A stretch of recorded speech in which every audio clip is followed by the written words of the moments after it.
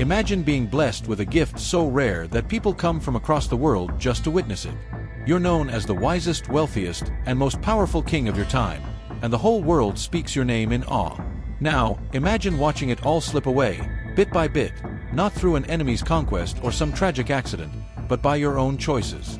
This is the story of King Solomon, a man who had everything and lost it all to temptation. His life holds a powerful warning, echoing across time, reminding us of the cost of letting desire overshadow wisdom. Today, we'll explore how the wisest king in history made one fateful mistake after another, leading to his own downfall and the unraveling of a kingdom. Let's journey through his life and discover what happens when even the best among us lose sight of the truth. Solomon's story begins in light. Born as the son of King David and Bathsheba, Solomon grew up under the guidance of the prophet Nathan and was chosen by his father to inherit the throne of Israel. When he was young, Solomon had a remarkable encounter with God, who appeared to him in a dream, saying, "Ask for whatever you want me to give you." Solomon, with humility, asked for wisdom to rule his people well, and God was pleased.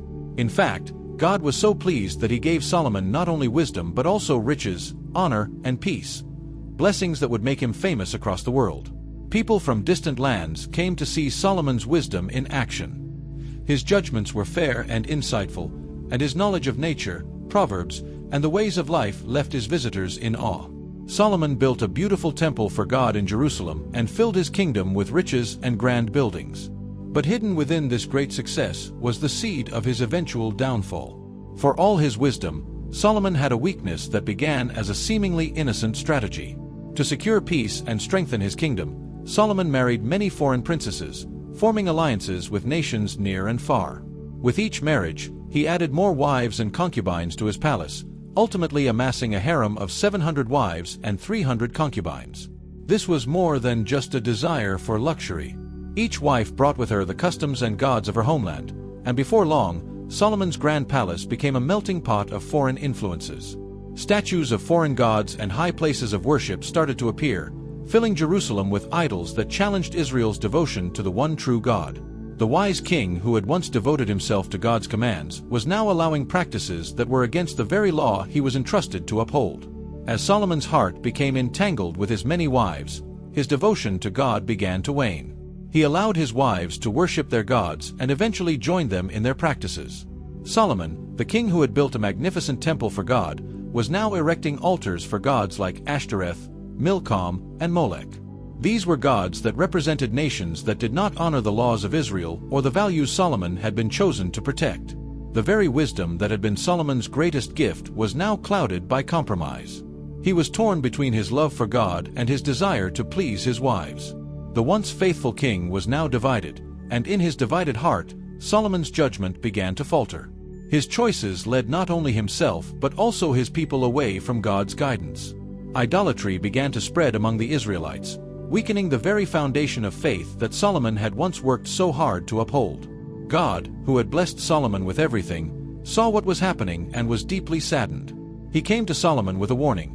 If he continued down this path of idolatry and disobedience, the kingdom would be torn from his family's hands. But Solomon, caught in the web of his own desires and the influence of those around him, ignored the warning. His heart was too divided, and the lure of his many alliances proved too strong. This was Solomon's chance to turn back, to repent and restore his relationship with God. But instead, he continued down his path, allowing the idolatry to grow and the rift between him and God to deepen. He had gone from being the wisest man in the world to a ruler who had lost his way, forgetting the very source of his wisdom and strength. As Solomon neared the end of his reign, the consequences of his choices became clear.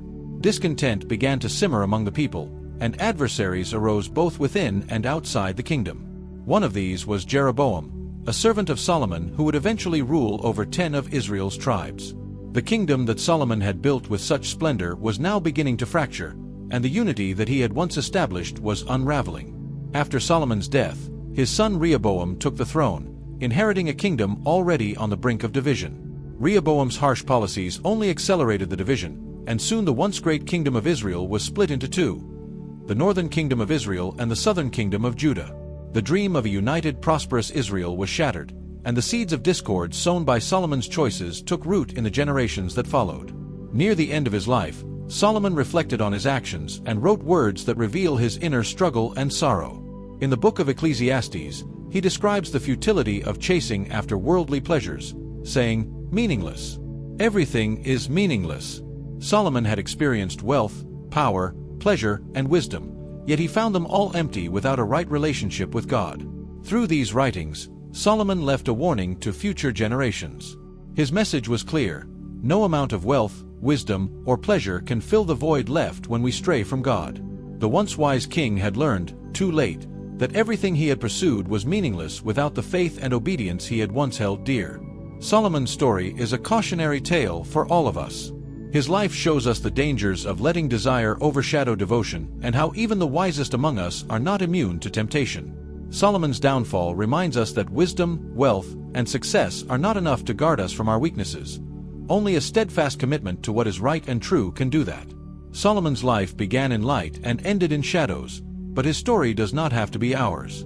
His writings encourage us to keep our hearts focused on what truly matters. As he wrote in Proverbs, "Trust in the Lord with all your heart and lean not on your own understanding."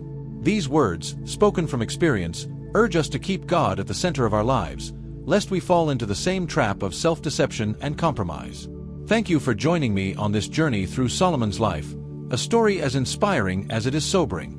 Come back again as we explore more stories of the Bible, each one holding lessons, wisdom, and sometimes warnings that continue to guide us even today. Until next time, may we all seek the wisdom that helps us stand firm, avoiding the temptations that cloud our hearts.